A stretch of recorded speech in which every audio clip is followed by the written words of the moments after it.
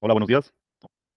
Mi nombre es Víctor Hugo García y voy a presentar caracterización de aceites esenciales de Zingiber oficinal, comparación de métodos de extracción, trabajo final, reporte de investigación para la acreditación de Proyecto Modular 3, análisis y caracterización, Proyecto Modular 4, prevención y solución de problemas en el área química, y mi director es el doctor Ricardo González Cruz. Esta es una actividad para la materia de taller de seguimiento de módulo 3. Desde la parte de la introducción vamos a mencionar que el jengibre es Zingiber officinale, es una especie de planta medicinal utilizada desde antiguo, procedente de Asia y el sudeste asiático. De acuerdo con su consistencia, los aceites esenciales se clasifican en esencias fluidas, bálsamos y oleoresina. En la figura 1 podemos ver una planta de Zingiber officinale y en la figura 2 un ejemplo de oleoresina de Zingiber officinale, o también denominada resina, en nuestro caso. Continuamos con la introducción. El jengibre tiene hojas alternas, sésiles, lisas y de color verde pálido y lanceoladas, muy agudas en el ápice, tallos monopodiales, florales comúnmente sin hojas, con escaso número de flores. La flor es asimétrica, presenta un cáliz tubuloso. Los rizomas del jengibre, son tallos monopodiales, tipo de ramificación en el que el ápice se mantiene siempre activo a un eje principal, aproximadamente 50 centímetros de largo, achatado entero o dividido semejándose a los dedos de la mano. Tiene nudos prominentes, son las bases de hojas escamiformes, tiene forma de escama. Haciendo un corte transversal de los rizomas podemos observar que consta de tres partes esenciales: corcho, región cortical y cilindro central. En la epidermis son producidas las capas del corcho. Estas forman de 4 a 8 estratos de células de parenquima. Ello da el aspecto seco y corchoso característico del jengibre, de acuerdo con Orellana 2004. También observamos la figura 3, hojas alternas, sésiles, lisas y muy agudas, una representación de la macetita del jengibre. La figura 4, el aspecto corchoso del jengibre, y la figura 5, la flor del jengibre. Dentro de los antecedentes vamos a mencionar que, dada la diversidad de grupos funcionales presentes en los compuestos denominados metabolitos secundarios, algunos de ellos terpenos que forman parte de los que conocemos principalmente como aceite esencial, no existe una prueba específica para su reconocimiento. No obstante, se han reportado estudios que demuestran que presentan actividades biológicas interesantes, como por ejemplo citotóxicas, anticáncer, antiinflamatorias, antihongos, hemostáticas, etc., de acuerdo con Martínez 2020 en su libro Química de los Productos Naturales. En la figura 6 observamos la creencia que la gente asocia a algunas plantas, entre ellas el jengibre, se le asocia una poderosa actividad antiinflamante. En este proyecto confirmaremos o desmentiremos a través del análisis químico si existe fundamento sólido para tal creencia. Dentro de los antecedentes también encontramos, entre otros metabolitos secundarios, se han reportado en los extractos del jengibre los flavonoides, la antraquinona y los terpenos. Son importantes estos para el desarrollo de las plantas. Se encuentran localizados en las membranas del tilacoide y cloroplastos. Son utilizados en vías de dos enzimas multigénicas, la fenilalanina amonioliasa y la chalcona sintasa. Además, son parte de los colorantes naturales de las plantas. En la figura 6 observamos un poco de estos cloroplastos y tilacoides.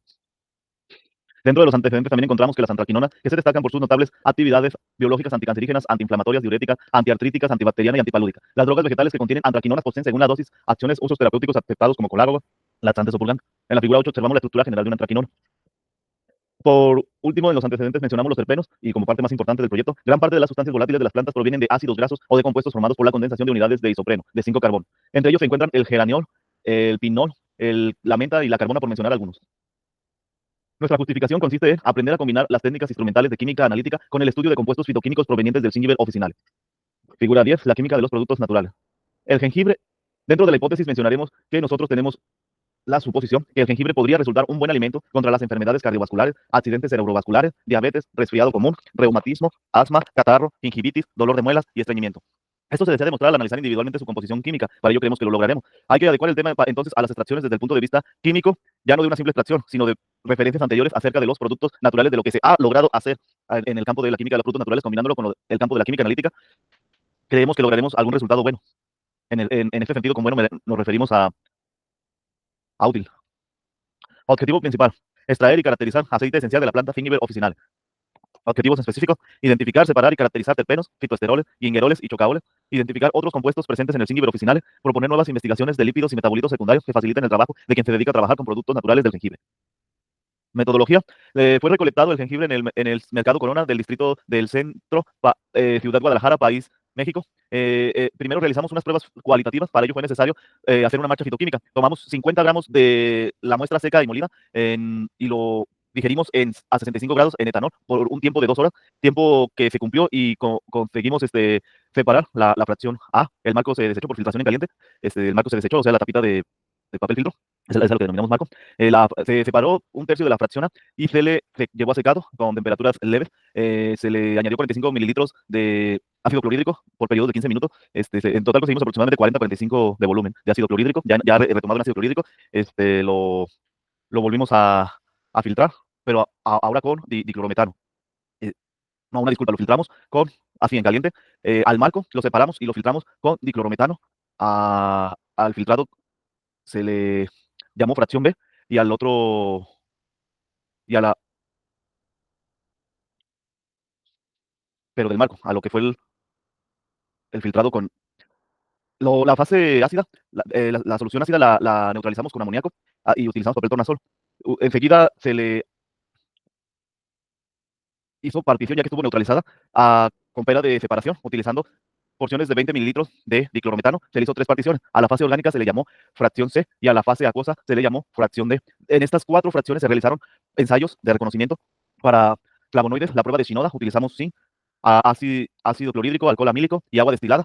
También se utilizó en la fracción B se analizaron esteroides y triterpenos. La reacción de Lieberman-Burchard con ácido sulfúrico, anhídrido acético y cloroformo en hielo y en campana de extracción. Para la fracción, no, perdón, en la misma fracción B también se realizó ensayos de reconocimiento de antraquinonas, la reacción de Bortrier con reactivo hidróxido de sodio 5%, y en la fracción C se volvió a realizar la reacción de Lieberman-Burchard y la de Rosenheim de leucoantocianina. En la fracción D se desecha, no se le ha encontrado todavía una utilización. La extracción se realizó con 2 kilogramos de la muestra fresca, se lavó, se cortó en rodajas finas y se disolvió en 2 litros de etanol, el cual fue distribuido equitativamente en matraces Erlenmeyer de 250 mililitros, tapado con papel aluminio y parafil para ultrasonicarse en un 3510 Branson Transonic, marca registrada, y un Ultrasonic Cleaner 3510R MTH por 2 horas cada uno.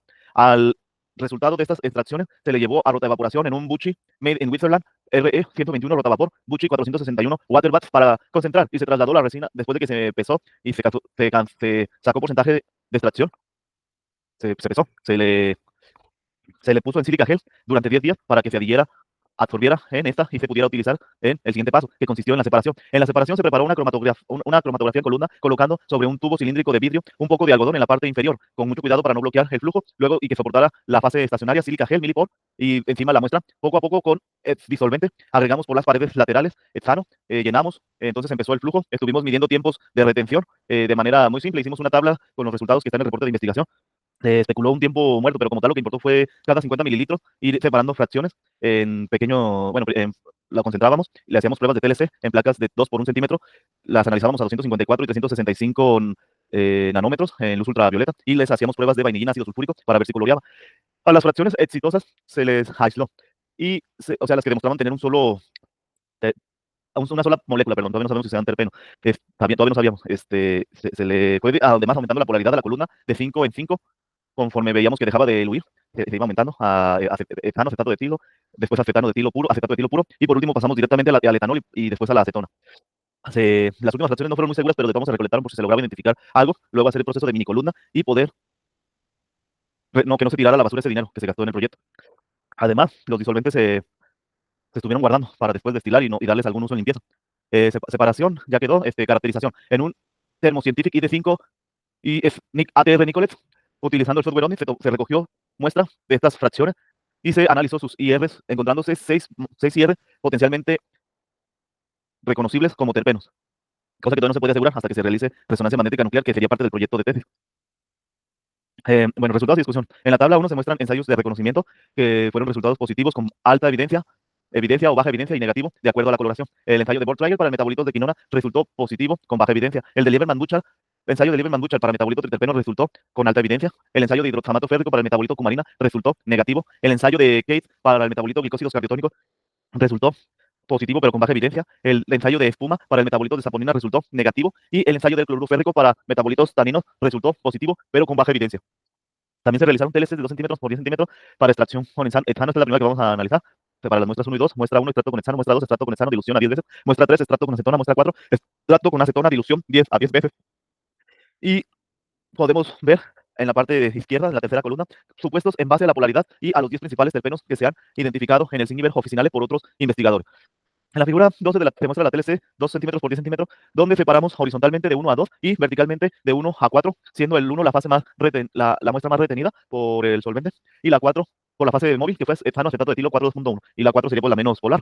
Aunque es de mencionarse que en algunos casos las muestras presentan estereoquímica, y eso puede afectar la interpretación de la TLC.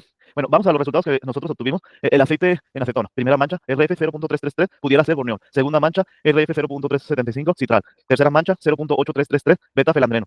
Cuarta mancha, 1, RF 1, beta bisaboleno, pudiera ser. Tabla 3, la tabla 3, TLC 2 centímetros por 10 centímetros, extracción con acetona y ultrasonido.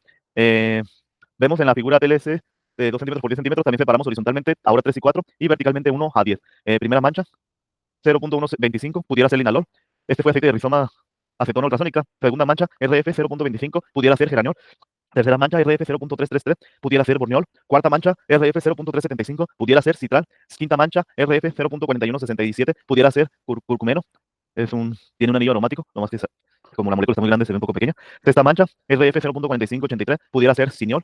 Séptima mancha, 0.75, alfa-farneseno. Octava mancha, RF 0.8333, pudiera ser beta-felandreno. Novena mancha, RF 0.9167, pudiera ser fingibereno. Décima mancha, RF 1, pudiera ser beta-bisaboleno. Comparativas de métodos de extracción. Tabla 4. Porcentajes de diferentes métodos de extracción. Hicimos diferentes extracciones reportadas en la bibliografía. Por ejemplo, el método de Bleed-Dyer, que hoy en día se está sustituyendo por alternativas más ecológicas de acuerdo al libro Martínez 2020 con hexano acetato de etilo 4.2.1. El aceite método Soslet en etanol a 12 horas. Bueno, vamos a los resultados directamente, una disculpa. Aceite en cloroformo metanol 2.1. Durante 20 horas se obtuvo un porcentaje de 1.985%. Aceite método Soslet en etanol 12 horas se obtuvo un porcentaje de 6.30-40%. Aceite en el rizoma en acetona ultrasónica durante 20 horas se obtuvo un porcentaje de 2.695%. Aceite en hexano acetato de etilo extracción en frío por 20 horas se obtuvo un porcentaje de 0.5392%. Aceite de hexano acetato de etilo ultrasónica durante 2 horas se obtuvo un porcentaje de 0.2876%. El porcentaje se menciona húmedo porque a pesar de que se le sometió a presión al vacío, pudiera contener todavía algunas pequeñas impurezas de solvente, pero en realidad los cierres más adelante aparecieron ya la mayoría limpios. También hay que mencionar que el mejor método de extracción en términos prácticos fue el método Soslet con 6.30-40%, pero se, se sacrifica un poco la calidad de la muestra ya que se hizo a temperaturas de 400 y 320, entre 320 y 400 grados centígrados y se pierde gran parte se sospecha que se puede perder los principios activos. Y el aceite hexano acetato de etilo, la extracción ultrasónica por 2 horas dio un porcentaje de 0.2876%, pero a pesar de que fue muy pequeño, el porcentaje no contenía impurezas, era un aceite cristalino muy limpio. Bueno, vamos a mencionar los resultados de los espectros. Se comparó con el National International of Standard Technologies, el NITS, la fracción 1, que resultó tener varias similitudes con las del mirceno. Encontramos estiramientos carbono-hidrógenos de 2.970 a 2.860 centímetros a la menos 1, registrados como CH2. Señales, una banda débil, amplia, intensa, amplia, 1.660 centímetros a la menos 1 para alquenos no conjugados. En 1.280 centímetros a la menos 1 encontramos una señal para alquenos doble enlace carbono-hidrógeno y las de oscilación en 720 que indican que pudiera haber más de 4 o 4 CH2 en cadena, como aquí, pues, lateral. También vimos la fracción 29 del estrato de acetona, la comparamos con el NITS y encontramos similitudes con las del geranio, no más que aquí hay un detalle, en el NITS aparece el alcohol como una señal pequeñita, y en nosotros, en nuestro experimentalmente, encontramos una banda amplia e intensa que además parece combinarse con otra señal característica que aparecen en los aceites esenciales, pero más adelante lo explicaremos. También encontramos estiramientos de carbono e hidrógeno en 2.930 a 2.860 centímetros a la menos 1, estiramientos eh, en 3.030 centímetros a la menos 1 para el estiramiento doble enlace carbono-hidrógeno, que además en los aceites esenciales aparecen de manera débil. Estiramientos carbonos hidrógenos de 2.930 a 2.860, indicados como CH2. Estiramientos carbonos doble enlace carbono de 1.660 centímetros a la menos 1. Estiramientos de flexión en 1.470 y 1.390 centímetros a la menos 1. El de torsión y el de flexión.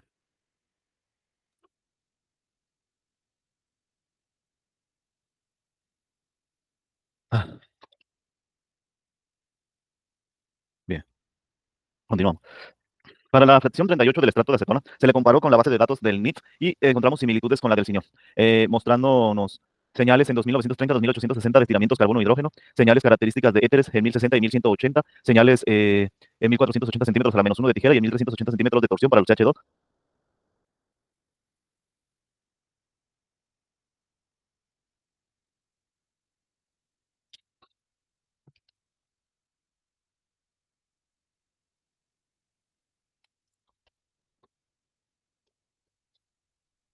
Para la fracción 41 del estrato de acetona, encontramos espectroscopía infrarroja de caracterización, estiramientos carbono-hidrógeno de 2.920 a 2.850 centímetros a la menos 1, señales de tijera en 1.475 centímetros a la menos 1, de torsión en 1.360 centímetros a la menos 1 y señales características de oscilación del CH2 para n mayor o igual a 4.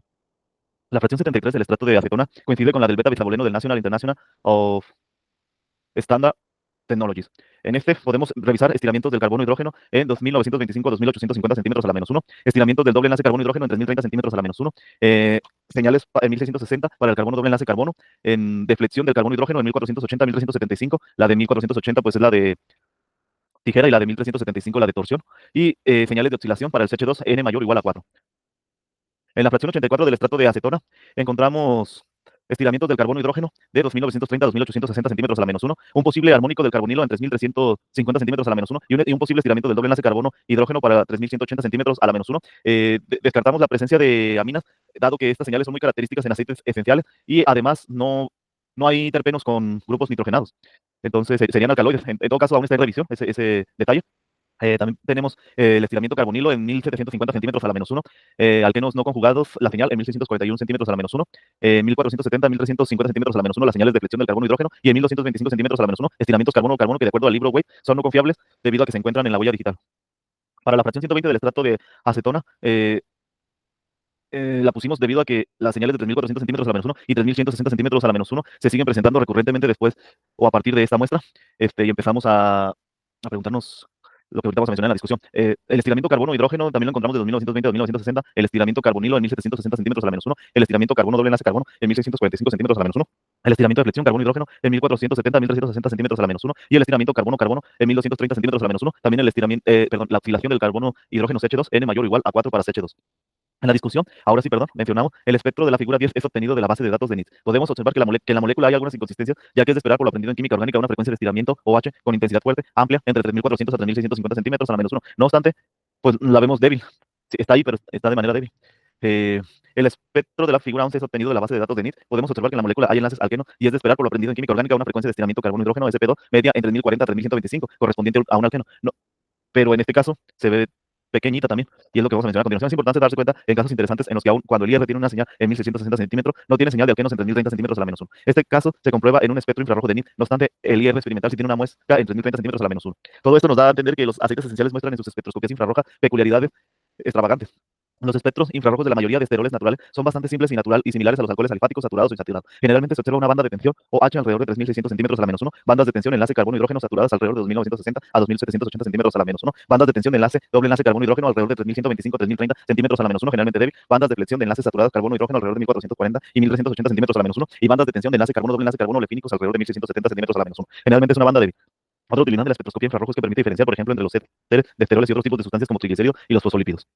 A manera de recomendación, como parte extraoficial del proyecto, en materia de diseño de experimentos nos recomendaron hacer un análisis estadístico, así que realizamos una nueva multifactorial de dos factores para el factor temperatura y el factor disolvente. En este análisis se obtuvo solamente un valor P 0.000 para el disolvente, es menor que el criterio alfa de significancia 0.05, por lo cual se rechazó la hipótesis de que el disolvente influye en el rendimiento, en la variable de respuesta, o sea, el rendimiento de extracción, porcentaje. Entonces aceptó la hipótesis alternativa que sí influye, la anterior, la nula era que no influía, perdón. El disolvente sí influye en el rendimiento de extracción, la temperatura no influye en el rendimiento de extracción y no, la temperatura no interacciona con el disolvente en relación con el rendimiento de extracción de acuerdo al obtenido con 18 muestras diferentes por duplicado que se analizaron a temperaturas de 20, 60 y 100 grados con disolvente etanol, etano, acetato de etilo 4.1 y acetona. Esta es la prueba LCD, se realiza para los valores que aparecen en rojo en la tabla anterior, es decir, donde se acepta la hipótesis alternativa.